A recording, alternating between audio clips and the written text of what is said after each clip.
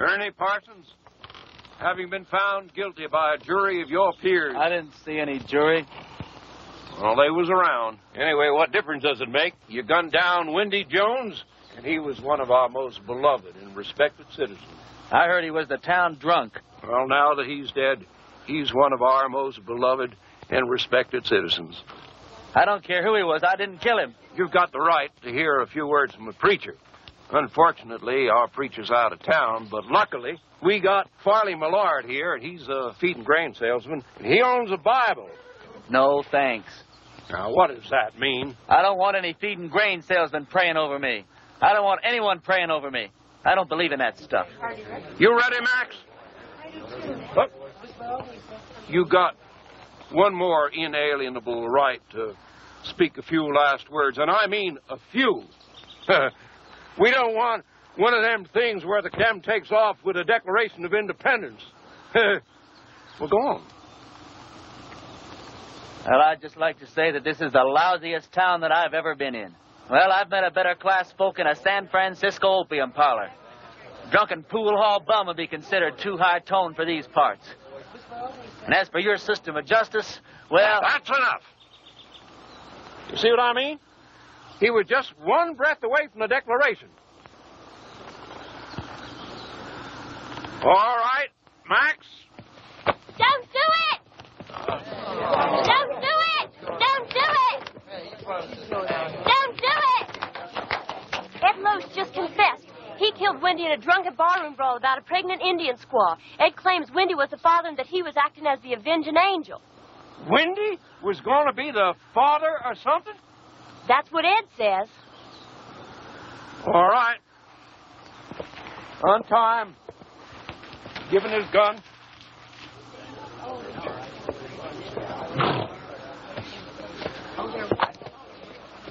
Now, that's the way out of town, son. Take it, keep on going, and don't you never come back. You heard her. I'm not guilty. Even so, we don't want no fast guns in this town. Fast guns raid alongside with lepers in this law-abiding community. Can I ride back to town long enough to get some food? That's the way out, son. Don't press your luck.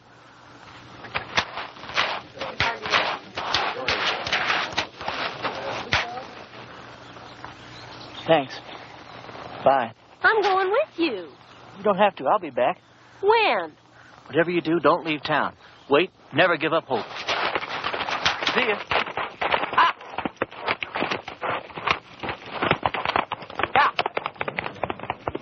Well, if I'd have known he was going to act like that, I never would have lied for him.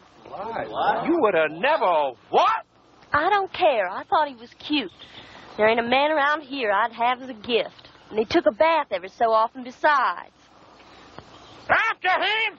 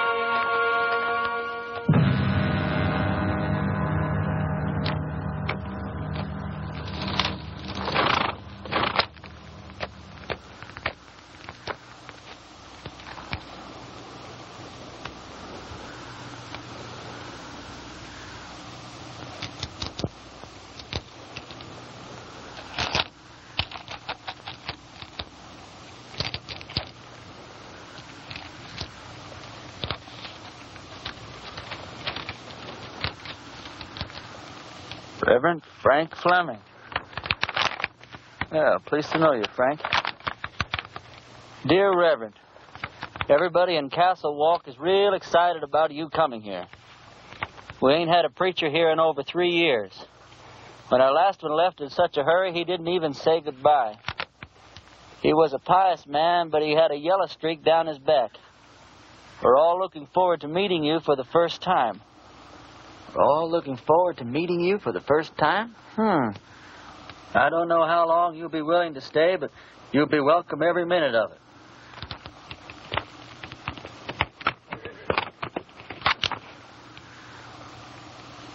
You the preacher's horse?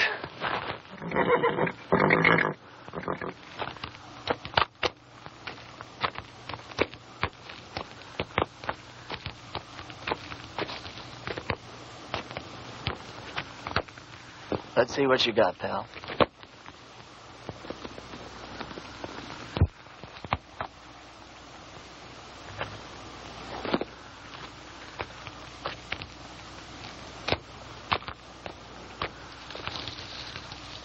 Frank, if ever I catch the guy who did you in, I'll take care of him for you.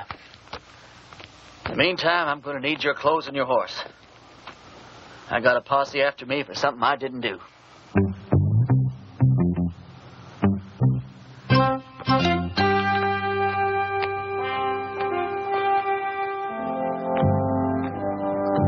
I'd say a prayer for you, Frank, but coming from me, I'm afraid it's liable to do you more harm than good.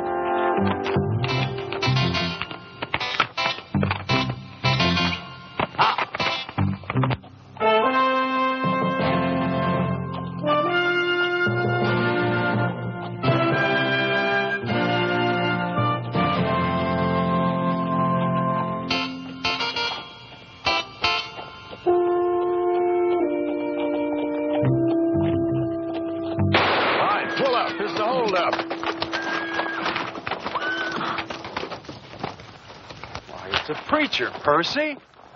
Sorry about that there, Parson, but we're a little too far off to catch that there caller. Is there anything we can do for you, Reverend? Either you boys ever heard of a town called Castle Walk? Why, yeah, it's in Arizona. Sure ain't much of a town, though. How far is it from here? Oh, about 150 miles. It's over yonder in that direction. How's your church attendance been lately, boys? You boys see that branch over there? Yes, sir.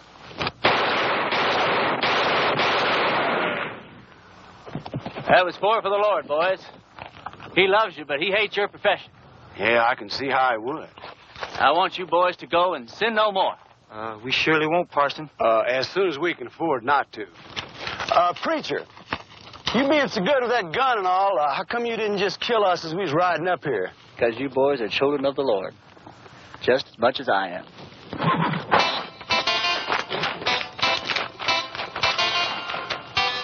Children of the Lord, huh?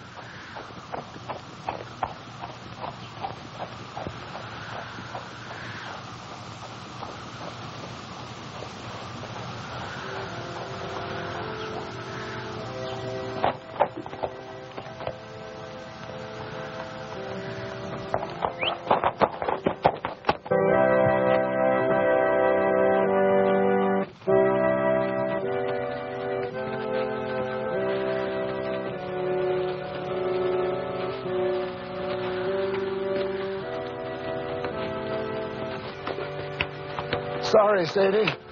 Didn't have the time to dig it no deeper. Well, I guess we better just put him in the ground and get it over with. All right. Without even a few words? Mr. Ross didn't say nothing about no words. Said we could have a burying. Mr. Ross didn't say nothing about no words. But Sam was a Christian man. You can't just bury him like a wild dog. Can't we stand up to Mr. Ross just this once? You're leaving here after the burial. We got to stay here and live with him. All right, let's get going.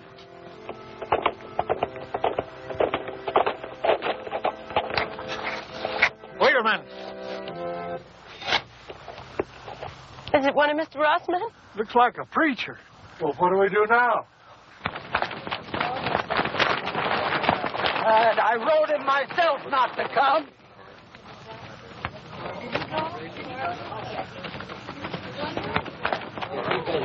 Thank God you're here, Reverend. I've done many receptions in my life, ma'am. Yours is almost unique. We were going to have to bury my husband without any proper words being said. But now that you're here... You, the Reverend Frank Fleming? That's right. I wrote you a letter telling you not to come. No, you wrote me a letter welcoming me to Castle Walk. I wrote you that letter. Yeah, but things changed. First, Mr. Ross said it was all right for us to have a preacher, and then Mr. Ross changed his mind. Gentlemen, what the hell is going on here? Reverend! That was a word that came straight from the Bible, folks. Now, all I know is we've got a heartbroken little widow here. You did say you were the widow? And these are my children.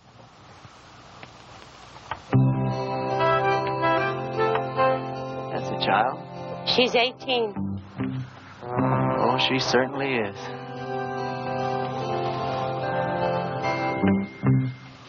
Well, first order of business as I see it is to get this poor man put decently into the ground. Oh, thank you, Reverend.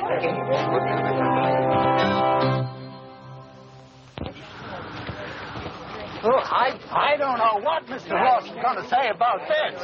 I haven't been here 5 minutes, and I'm already sick to death of Mr. Ross. Come on, let's bow our heads. Don't you have a Bible, Reverend? Oh, I probably do in my saddlebag. Here, you can borrow mine, Reverend. The deceased was probably a simple man, so I'll just say a few simple words of my own, not bother to dip into the Bible today. As you all know, it's ashes to ashes and dust to dust, which may not sound like the best deal in the world, but it's the only deal you're ever going to get, so you might as well learn to live with it. I didn't know the late deceased, but some of the works he left behind are mighty impressive.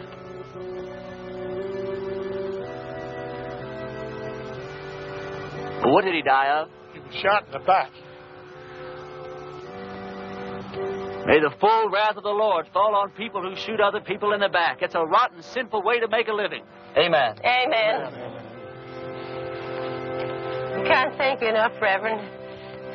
I'd like to say more, but Mr. Ross only gave us half an hour to get out of town after the funeral. You're leaving town? You taking her with you? Mr. Ross said we all had to go. Who is this Mr. Ross? He's a mean, miserable, murdering thief, and he runs everybody in this part of the country. There ain't a soul of us that had a single, solitary, happy day since he rode in here and took over. He's going to hear every word that you said. Yeah, and he'll probably kill me. But at least I got to say something that should have been said before I died. Why is he running this woman out of town? My husband, Sam, was the only man in these parts to stand up to Mr. Ross. So he had Sam killed. He let us take one wagon load of our things. We'd better get started. Ma'am, the only place you're going is back to your ranch. I'm sure with the help of all these fine citizens that we can make Mr. Ross see the error of his ways. Reverend, you don't understand the situation around here. Mr. Ross is a powerful, powerful man. He's got money and influence. And he's got 20 top gunfighters working for him. Before I tell you people what I really think of you, I'm going to tell you something about gunfighters. Now, Ross doesn't have 20 top gunfighters working for him because there ain't 20 top gunfighters in the whole U.S. of A. Now, what Ross probably does have is about 15 cowboys that wear guns for ornaments. They do just fine at shooting up a saloon or making some terrified dude dance a little jig. Ross has probably got about 3 men who are pretty good at getting their guns out of their holsters, but no good at hitting anything once they do. Which leaves about 2 or 3 men that might honestly be called gunfighters. Not top gunfighters. More like second or third raters. So you see, you folks have been letting yourselves be rousted around by a bunch of 2-bit yahoos. How come you know so much about gunfighters, Reverend? The Lord's work takes one to many places and many climes. Matthew 31. There ain't no Matthew 31. Well, there ought to be. Widow, I want you and your family to get in the wagon. I'm going to drive you home. You're going to sit next to me. Oh, I don't know, Reverend. Ma'am, you don't look like the kind of woman that would back away from a little fight. Where's your faith? My faith is in good shape, Reverend. And if you're willing to take the risk, so are we. Get in the wagon, kids. Us and the Reverend are going home.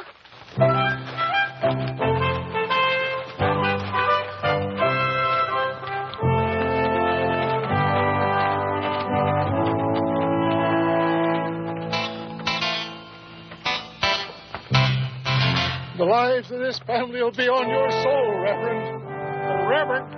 Yeah. A couple of Ross's men are in town and they're pretty liquored up. That was their first mistake.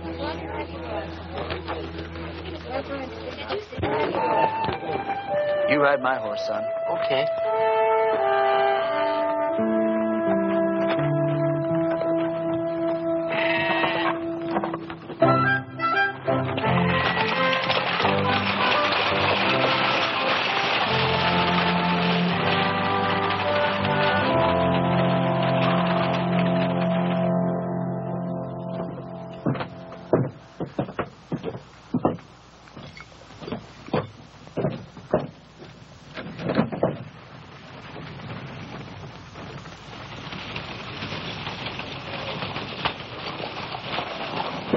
Hey, let's go have some fun.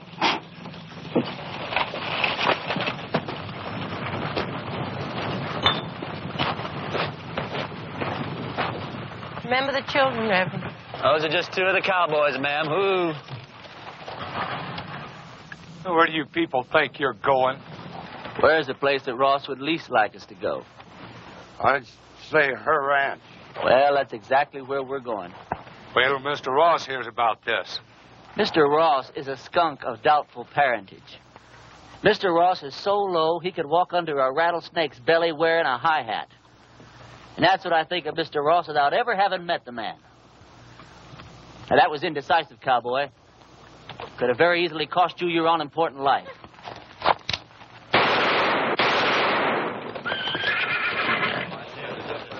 Those could have just as easily been your ears flying off your heads, boys. Well, that's a terrible way for a preacher to act.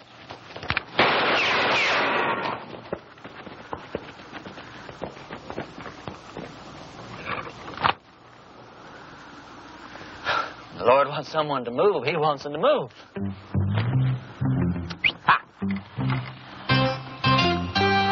Reverend, my husband Sam would have followed you to hell and back. No, don't talk about hell to a sinner, ma'am. You're a sinner? Yeah, we're all sinners. About to be.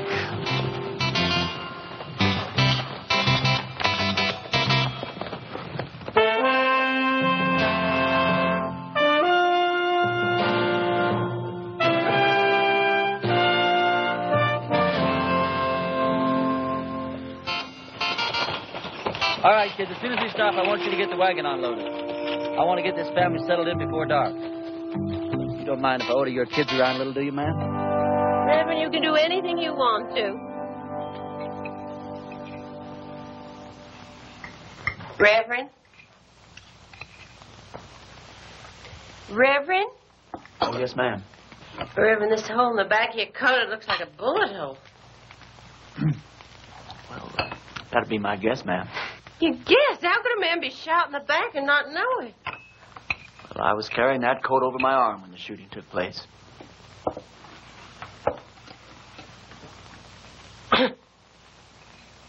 Well, tobacco's one of the Lord's works, too, ma'am. I'll get my things and fix your coat.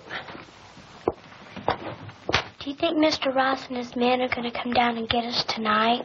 No, not tonight, honey. I'd imagine that Sunday in church would be where he makes his first play. Aren't you scared at all? Well, I'm scared, all right, Sally. But not the kind of scare that'd make me knuckle under to the likes of that Ross.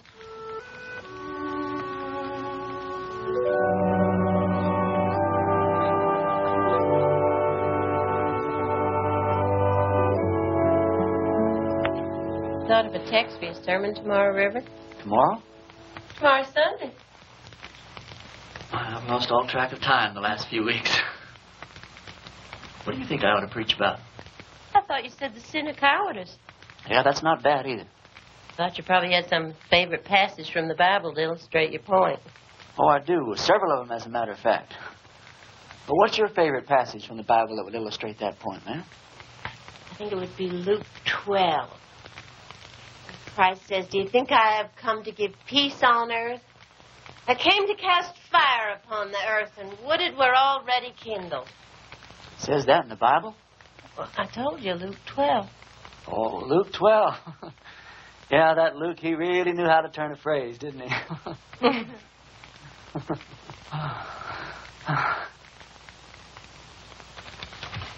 Clean your clothes up for the services. I'd appreciate that. You don't happen to have a Bible around, do you? I seem to misplaced my glasses. Could you turn to that spot in Luke that your mother was talking about? It's right here. You don't wear glasses. No, something, you're right. I don't know what got into me.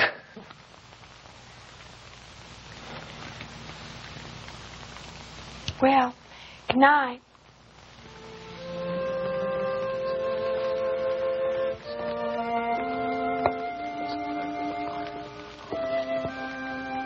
Good night.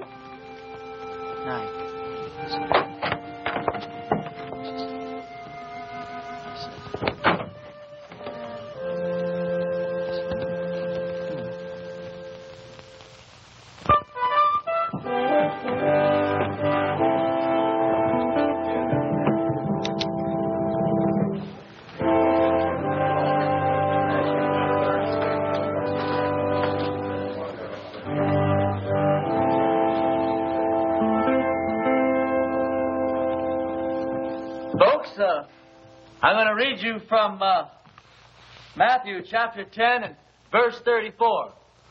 Although Luke says pretty much the same thing in his 12. "Think not that I am come to send peace on earth. I came not to send peace, but a sword." Now, I don't know what that means to you, but I know what it means to me. It means that while God loves peace, when the occasion arises, He's not reluctant to use the sword. Matter of fact, when the occasion calls for it, He might become downright irritated if you don't use the sword, or the gun, or the rope, or whatever's handy.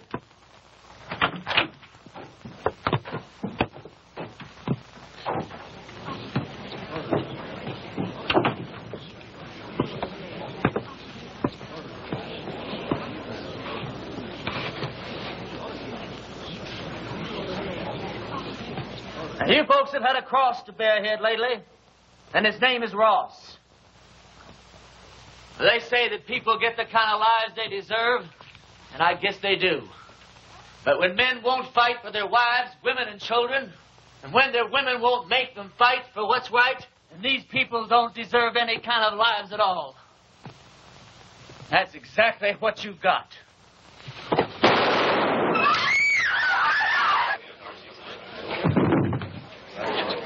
Get his gun.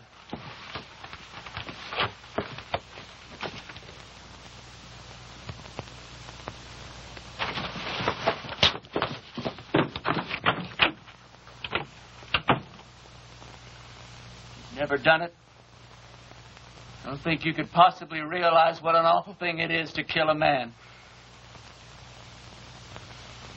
I don't know who God must be mad at the most. That man for wasting his life at the order of some tin-horn dictator? Me for having to do this thing in his own house?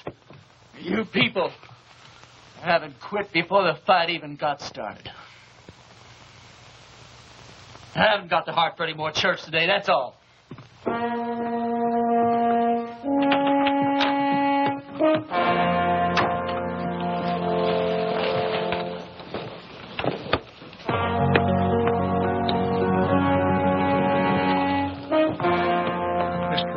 couple of his men are outside. Take care of yourself, son. Every second.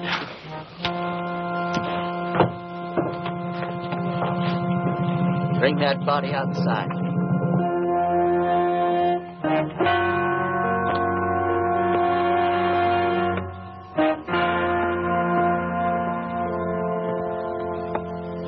You've had a couple of fun days here, preacher.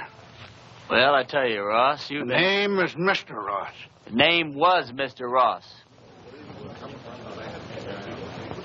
Now, you hear me good, Ross. Either of those two men go for their guns. I'm going to go for you first. I think I can take him, Mr. Ross. Don't think. Here's your chance, boys. Either you holding any grudges against him, draw on me, and I'll kill him for you. If we go together, we can get him. Before or after he killed me. You don't look all that fast to me. Shut up.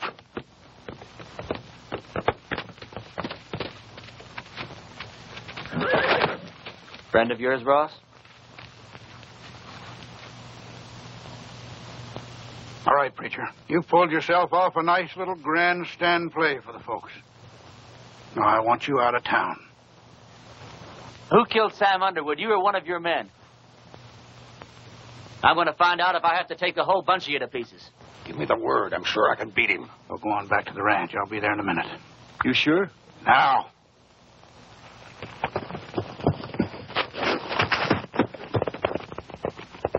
That's the way I like it. Man to man. Do I make the first play or do you?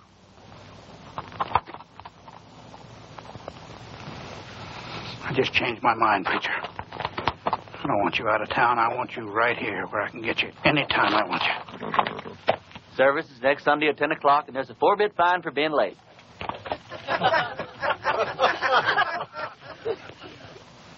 You wouldn't shoot me in the back, would you, preacher? Like that.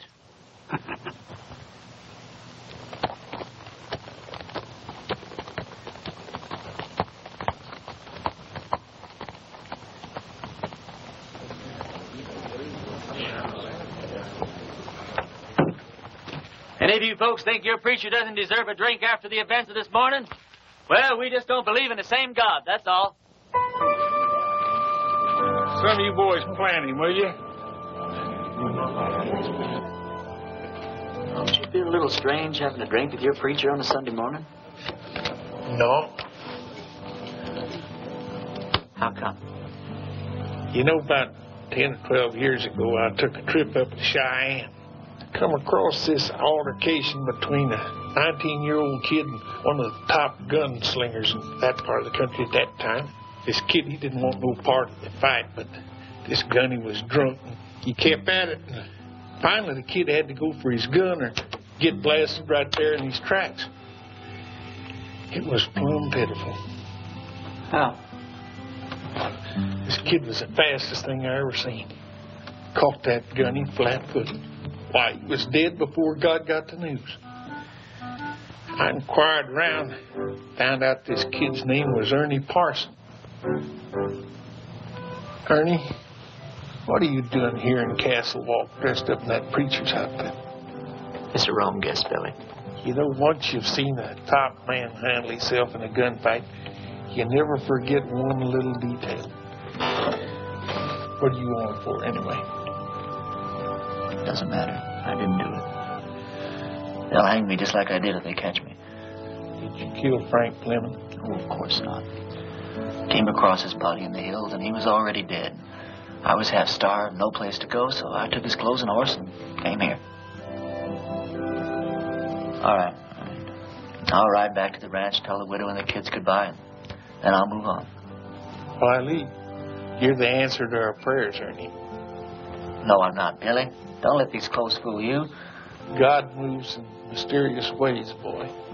Not that mysterious. Look, Billy, what I'd like to know is if I do stick around here, how much help can I count on from these God-fearing people? Almost none.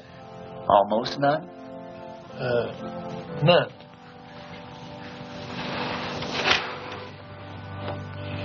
It's just God moving in his mysterious way to get me killed.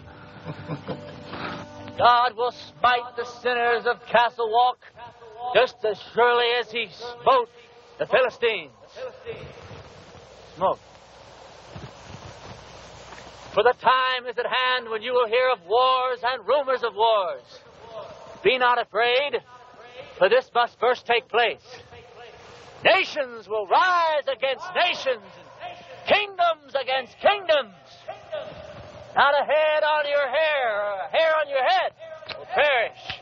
And I quote Luke chapter 21, verse... Luke chapter 21 and verse 23. For there shall be great distress in the land, wrath upon his people.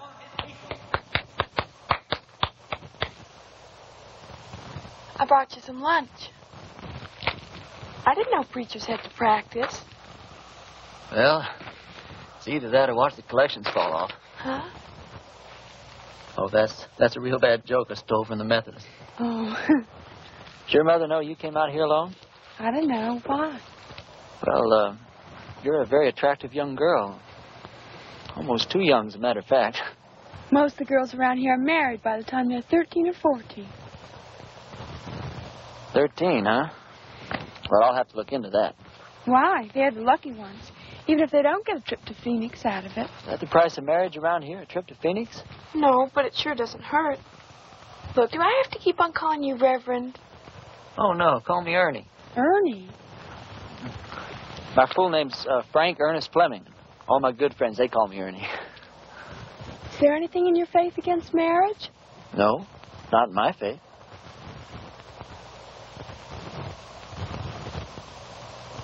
Look, Sally, sit down.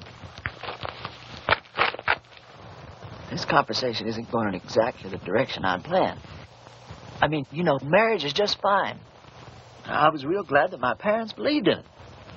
But, well, there's other things, too.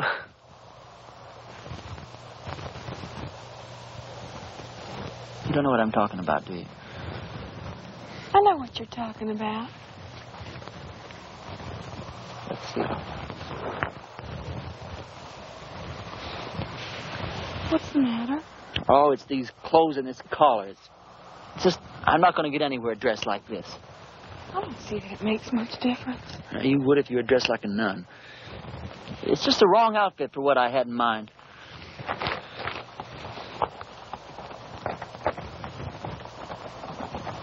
Hey, preacher!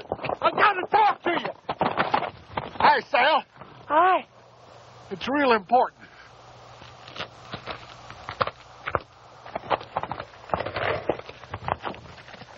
You know a gunfighter named Jake McCoy?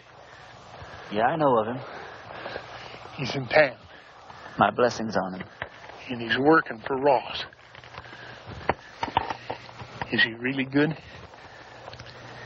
Yeah, he's the best. You can take him, can't you?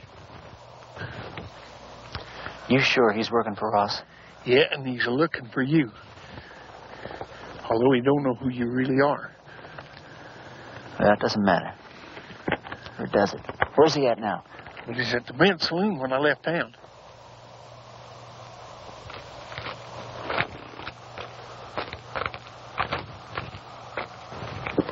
You're going to have to ride back to the ranch alone. We didn't get very much accomplished today, did we?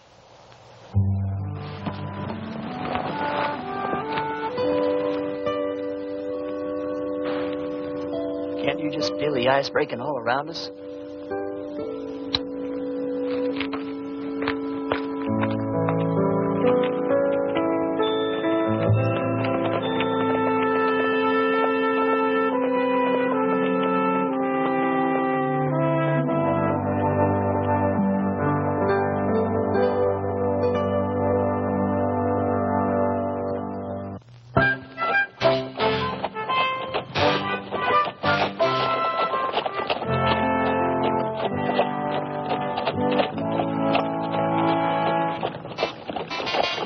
Well, this is your last chance to ride on out of here.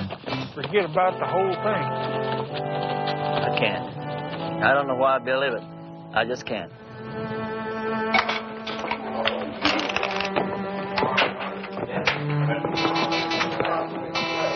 Tim will be on him at the table. He's already spotted you.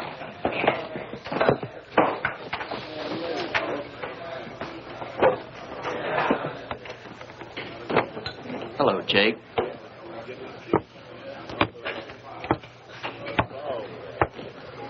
I was just about to go looking for you.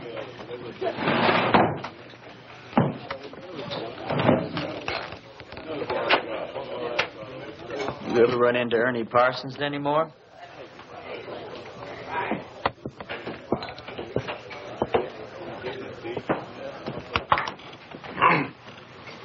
I've never run into Ernie Parsons. Any time, any place at all, ever.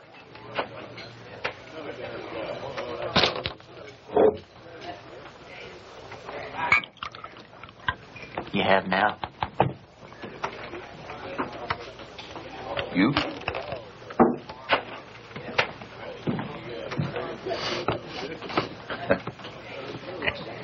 You going to the church? Into hiding for the winter. Oh. I always heard you were kind of smart. I never heard that about you.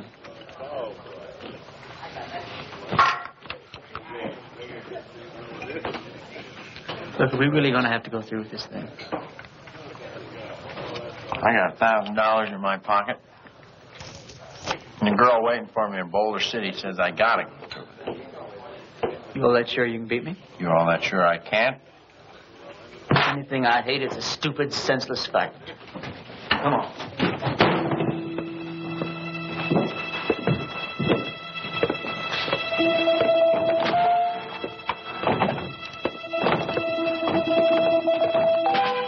Well, how do you want to do this?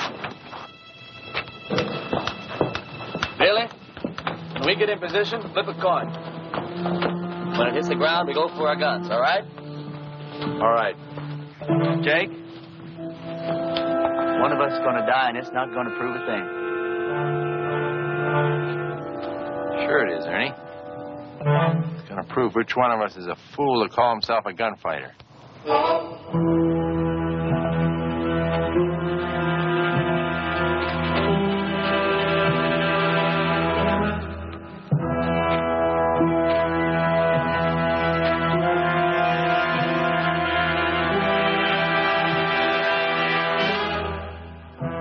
Boys ready?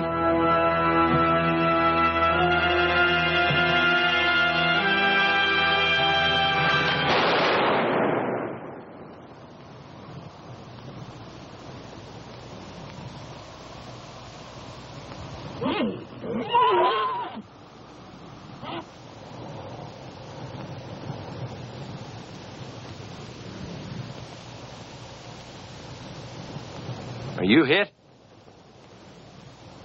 You?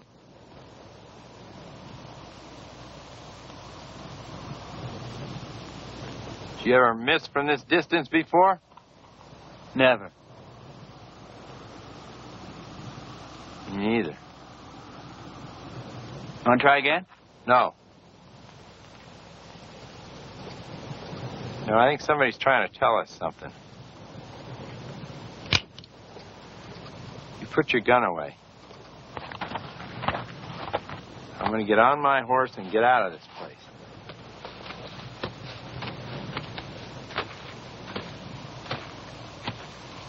I beat you. You know that, don't you? Oh, no, you didn't. And you know dang well you did, Jake. You going to give Ross his $1,000 back? No, I'm late for my date.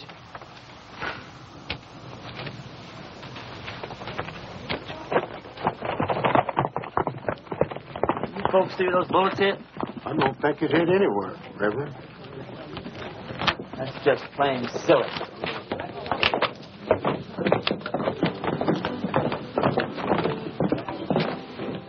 Hold on.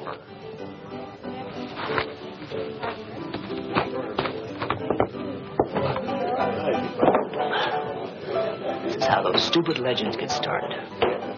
Jake and I have an off day in a gunfight. Miss each other. Wish there could be 1,000 explanations. Just because a bunch of rummies standing around don't see where the bullets hit. All of a sudden, you've got the miracle of Castle Wall. Now, this whole miserable little town is going to think that God's on their side. Well, you got me convinced, son. But somehow or other, I just hardly believe that you convinced yourself. Now, let me point out a couple of things to you. Like what? Well, for instance, you're back yonder in that town and they're about to hang you. And right at the last minute, in rides this gal and saves your neck. She and I had been fooling around a little bit. All right. Well, then you're out there in the brush. Posses are chasing you. Then all of a sudden you come across this here preacher's body. You find this letter that brings you right here to this here town. It's supposed to lead him. Yeah, but you was the one that wound up here. Right here where you're needed more than anybody's ever been needed before. Now, do all this make you want to stop and think just a little bit more? No. I don't want to talk about it.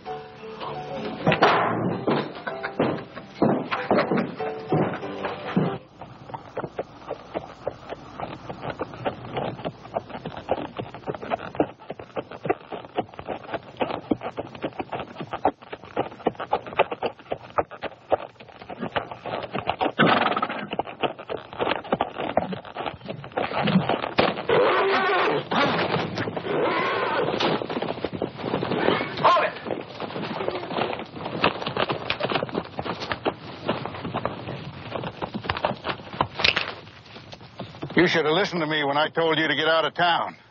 You shouldn't have backed out in front of me the other morning either. Now, this whole town's going to have the idea that you're just a little less than the tin god you pretended to be. Just tell me one thing. What really happened between you and Jake McCoy? I chased that bum out of town. And he's not going to give you your $1,000 back either. He said to tell you that's the price he charges for shaking hands with scum like you. Get on with it. Prayer man, you drop that rope real slow.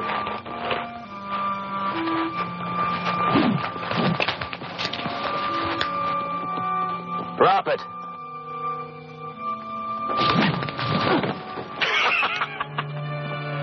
You ain't getting out of town fast enough, preacher.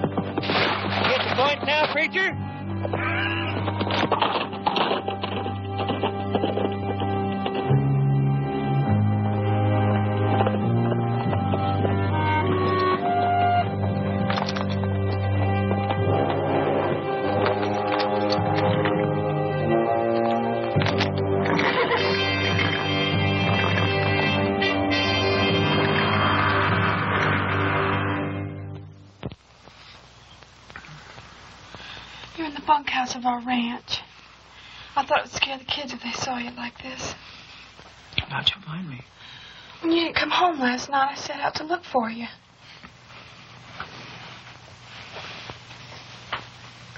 You stripped me down? I'm a ranch girl with brothers. Don't make a big thing out of it. You're something brand new in my life, Sally. Are you strong enough to get up and get dressed and get out of here? Doesn't matter whether I am or not. I've got to do it. You turn your back, Sal. I'm not as advanced in my thinking as you are. Will I ever see you again? Sure, why not? I'm not going far. Well, you have to. When they don't get your body, Mr. Ross will never stop until they find you. Yeah, this is the first place he'll look. I want you and the kids to go out and dig a grave. Put some kind of a marker on it with my name. Tell Ross you found my body and buried it in the hills. Can I turn around now? Sure. Sally, I don't want anyone to know that I'm alive. I want it to come as a horrible shock to Ross. I want to start giving him trouble in ways he never dreamed of. I'm going to need plenty of food, water, ammunition. I'll get you everything you need. Where will you go? I'll hide out in the hills for a while. Well, Ernie, in this part of the country, if a girl undresses a man, it's customary for the man to make an honest woman out of her.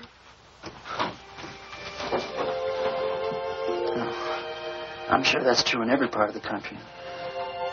If I live through the next little while, well, we'll have a serious talk about that.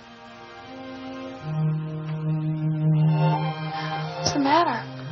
Well, just look at the way I look. Well, it's always something, isn't it? You don't like the way you're dressed. You don't like the way you look.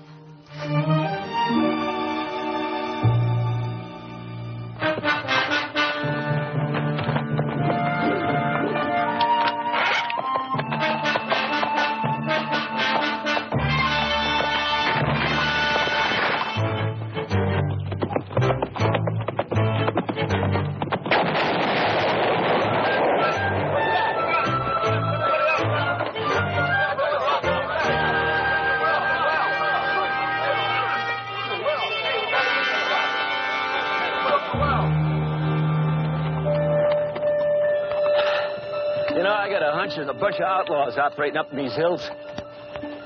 Probably scared old Chet and Harley half to death. Blew up the well, too.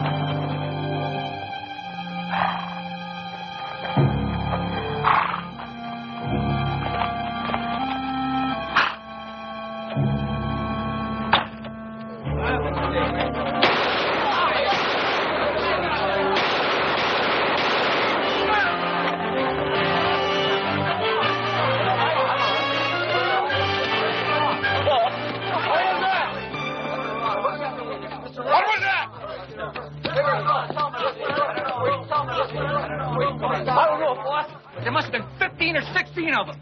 Maybe there weren't nobody there at all.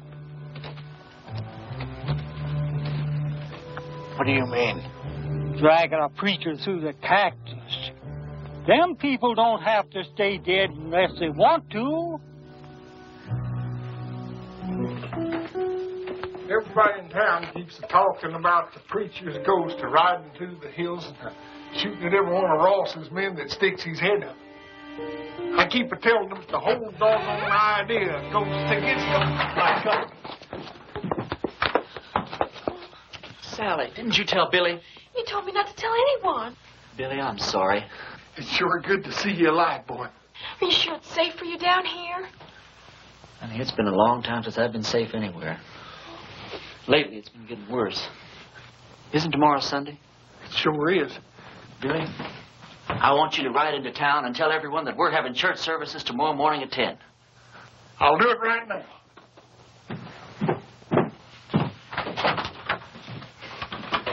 Sally told you our plans, ma'am? Yes. You have any objections? No. Ma'am, has it occurred to you that, well, Sally's liable to end up one of the youngest widows in these parts? Mary Mert's only 14. She's been a widow 2 years. Besides Mary Mert. No, Grace Dorothy only been married a week and a half when her husband fell down a mine shaft. You know how old she is. Sally, could we take a walk outside? Will you excuse us, ma'am? Sally, the reason I brought you out here is, well, one of the reasons. If we're going to be husband and wife, then you've got a right to be in on the decisions that affect the both of us. You understand? Now, if I stay here and fight it out with Ross and his men, the chances are very good that I'll be killed.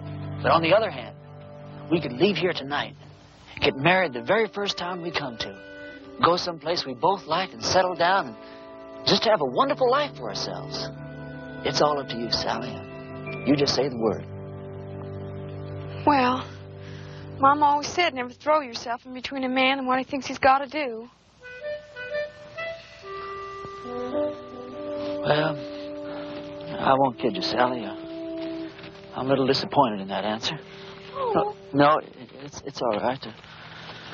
I got the strangest feeling that I've been pointed straight toward this shootout ever since the day I was born. There wasn't a thing in the world I could do about it. Billy says it's God moving in his mysterious way. Me? Well, I just don't know. You very religious, Sally? Why do men have to talk and talk? Can't you be quiet and get on with what you're supposed to be doing? Yes, ma'am.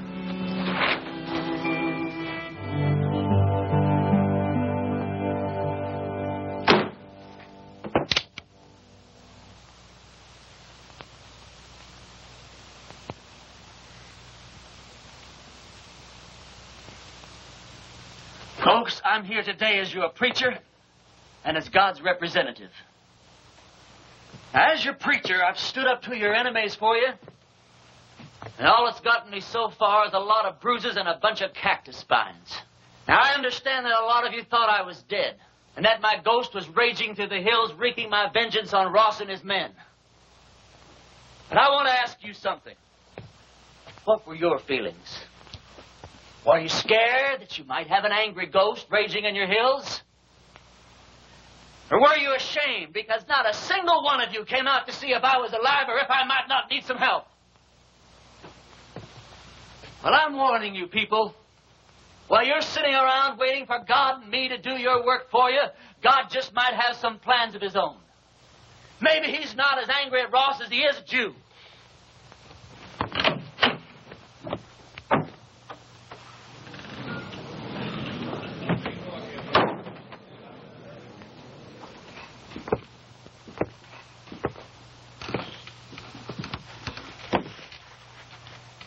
I'm not armed.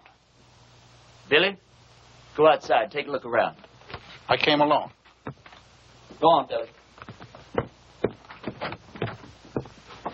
I just thought it was time that all this foolishness came to an end. We got a new country to build here. We ought to be getting on with it, instead of indulging in all this senseless killing. I won't deny that you've hurt me since you've been here. Several of my men have been killed or wounded. Several more have run off because you scared them half to death. I didn't know I was doing that well. What do you want, Ross? A truce. A chance to get on with our lives. Ross, if you were sitting on a stack of Bibles 10 feet high, I'd bet money that you were lying and I'd win. Well, now, just a minute, Reverend. If Mr. Ross is sincere, and I believe he is, this may be just the moment we've been waiting for. Luther, how could you believe that? I don't believe him for a minute. Now, Sadie. You are going to believe this man after all he's done to you? Jehoshaphat, Reverend. Anybody can make a mistake. If Mr. Ross is man enough to come here, Please. I didn't mean to create any dissension amongst the preacher's flock. Now, you've all heard what I have to say. Think it over.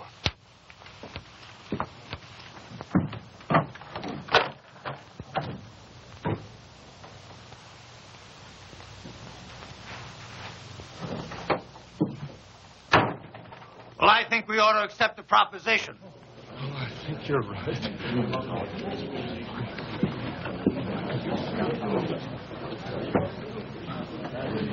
I have an announcement to make.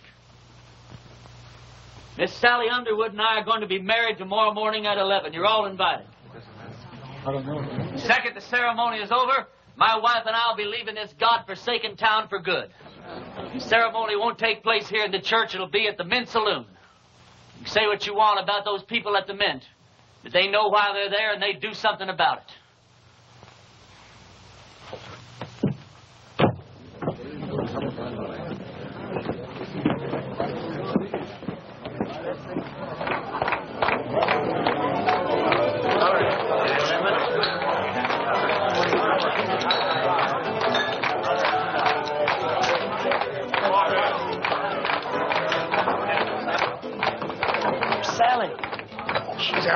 Getting dressed.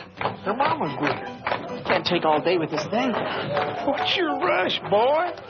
One of my feelings, and I'm never wrong, that I should get out of this place. When did you say that? Huh? Oh, nothing. Hey, yonder she comes down. Oh, you're beautiful. Come on, everybody.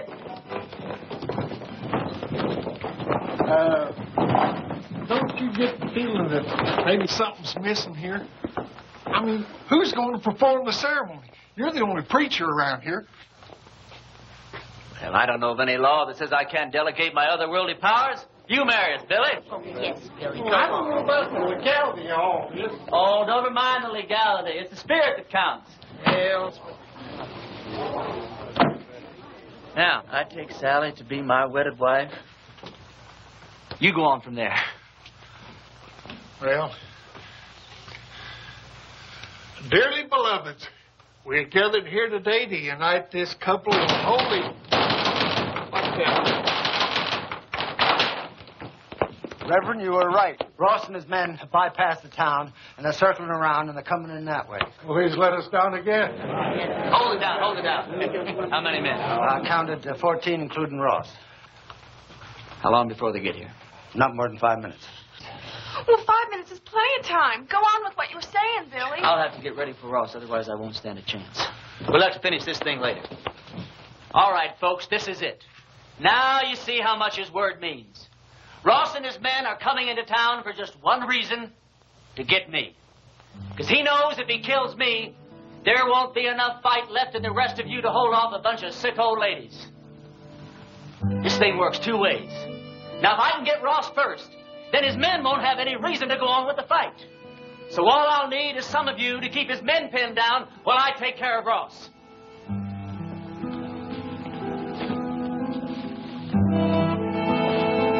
But the women and the children... You don't even have to come out in the open. You can shoot from the windows or from the roofs. You don't even have to hit anything.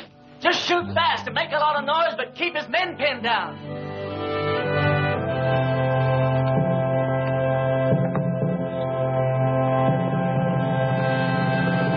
Believe it, Reverend, I'm with you. Give Ma and me a couple of rifles. Well, you said we didn't have to hit anything, just make a lot of noise. You don't think I'd take a chance with you, do you? Come on, Billy. Give me the keys to the hardware store. Barbershop. I don't hate you people. I guess you just can't help the way you are. Well, I ain't gonna be that easy on you. Ernie, there's something else that you ought to know about. I'd have told you sooner, but, well, I didn't want to spoil the wedding. That sheriff that wanted to hang you, he's here in town. Where? Over at my place. I told him I was the sheriff here. It's one that I got off our last late sheriff. Anyhow, I told him if he'd wait there while I'd round you up and bring you into him. How'd he find me? Oh, him and that posse come across Frank Fleming's body. One of them old boys knew Frank. They figured that you'd switch clothes with him. Well, if he wants me, he's just going to have to get in line behind Ross and those other 13 men. You take the barbershop. Ernie, when this thing's over with, though, you got to get out of town. That's all there is to it. Billy, what the hell makes you think we're going to live through this thing?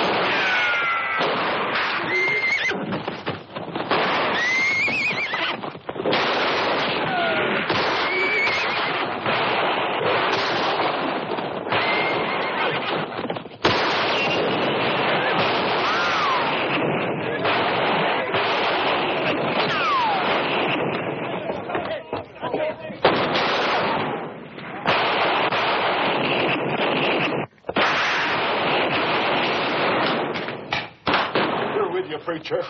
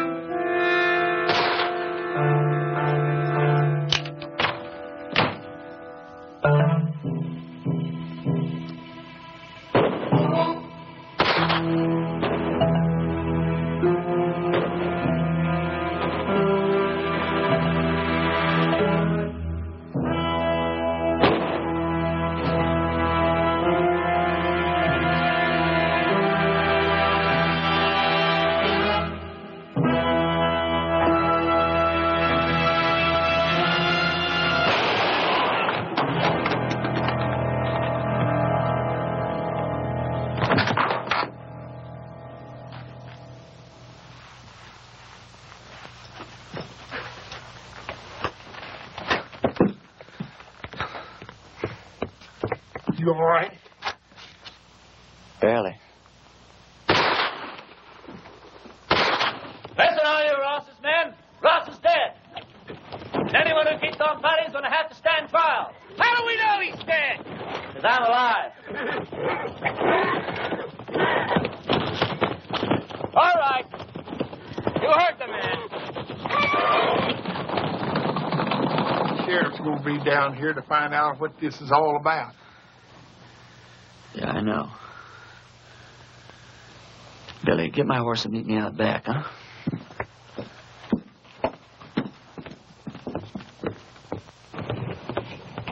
Go over to the men's saloon and tell Sally to meet me back at the ranch. We'll take off from there. No, I ain't going to do it. I'm a dang fool for going along with this thing as far as I have. I ain't going to go no further. What are you talking about? I ain't going to let you run away with that kid. Her not knowing who you are or what you are or what kind of a life she's letting herself in for. You think if I told her everything, she still wouldn't ride away with me? Well, of course she would, Ernie. Because she's 18 and you're her first love. Well, that's good enough for me. Ernie, when that sheriff finds out you've left town, you suppose that he's just going to give up? I can take care of him. Yeah, you can take care of him with one hand, while you take care of Sally with the other. And if something goes wrong, why, she can just stand around with your baby in her and watch you hang. You think I could just ride off without telling her why? I'll tell her. Yeah, then what happens to her? Oh, she'll be tore up for a while, but she's young. She'll get over it in a month or two. Yeah, but I won't get over it in a month or two. I'll get your horse. I'll get it myself.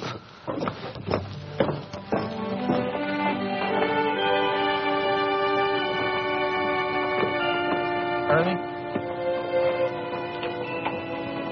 this town owes you a whole lot, but it don't owe you Sally. Can't make any promises.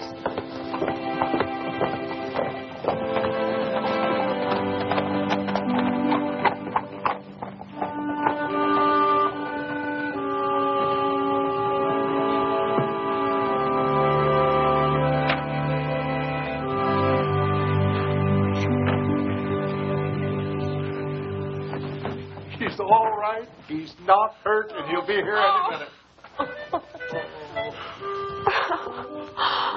Damn it, Billy. You're right.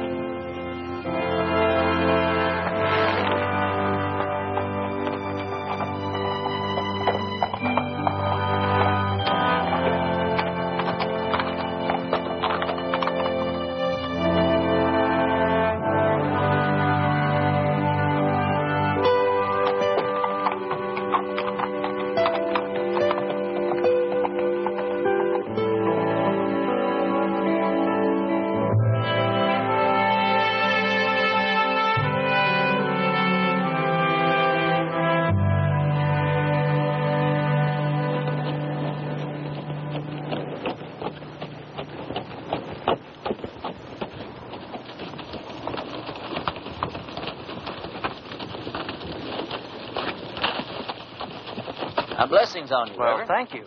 Ernie, do I know you? No, I don't think so. How come you know me? Because I know every preacher in this part of the country, and you're not one of them. And I've been hearing about a gunfighter named Ernie Parsons and some interesting goings-on in a town called Castle Walk. Now, don't believe everything you hear, Reverend. Oh, I don't. That's why I'm on my way to Castle Walk right now, to investigate these wonderful stories. Maybe you should get them a real preacher now. They seem very happy with the one they had. They had a gunfighter, not a preacher. God moves in mysterious ways. You boys sure do hammer away at that phrase, don't you? You really going to Castle Walk? I sure am. When you get there, would you give these to a girl named Sally Underwood? Tell her they're just from an unknown admirer that thinks certain girls should have a trip to Phoenix, even if they don't get married. All right. Ernie, did you ever think that the things that happened to you in Castle Walk might be your call to the kind of work you've been destined to do? Reverend, I didn't solve the problems of Castle Walk by praying them away. I did it the way I always do, with a gun. Now, did you ever hear of a call coming that way? But you left it a better place than it was when you arrived. You're a nice guy, Reverend. No thanks. I'll be seeing you, Ernie.